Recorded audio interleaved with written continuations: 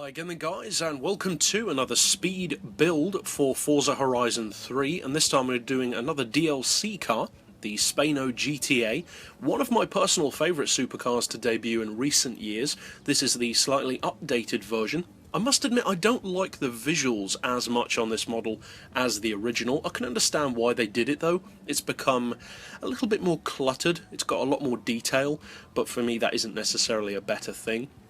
What isn't in contention though is that this is a rapid car, a seriously rapid one, and it's actually, I would say, one of the best all-round supercars in the game.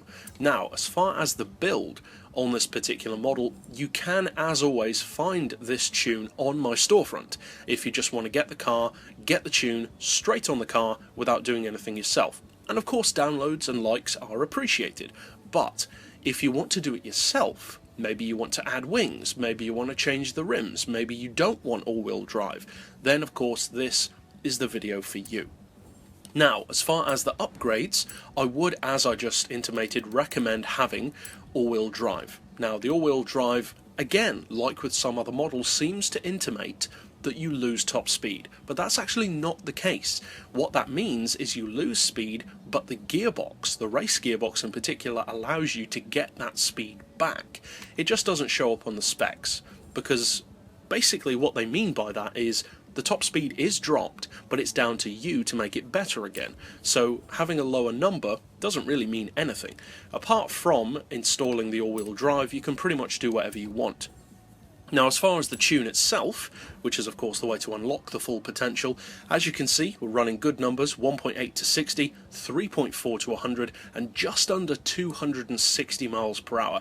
And I have to say, this car really does get up to that speed very quickly. There are plenty of places on Horizon 3 where you can get above 250 with this car, and it accelerates like an absolute monster.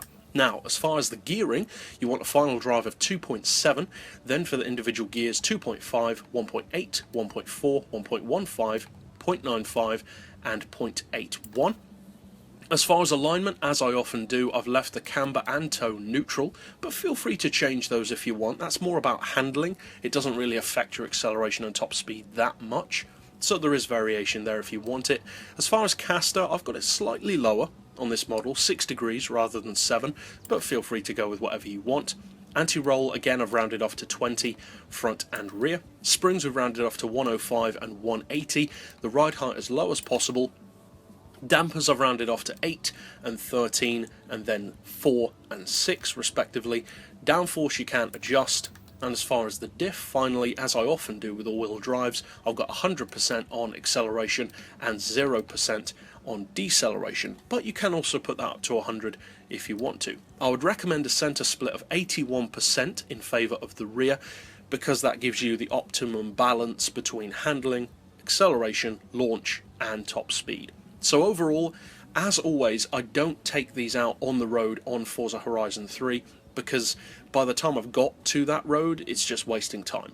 It can do that speed, you can find it out for yourself by testing out the tune, or, as I said, by checking it out on the storefront.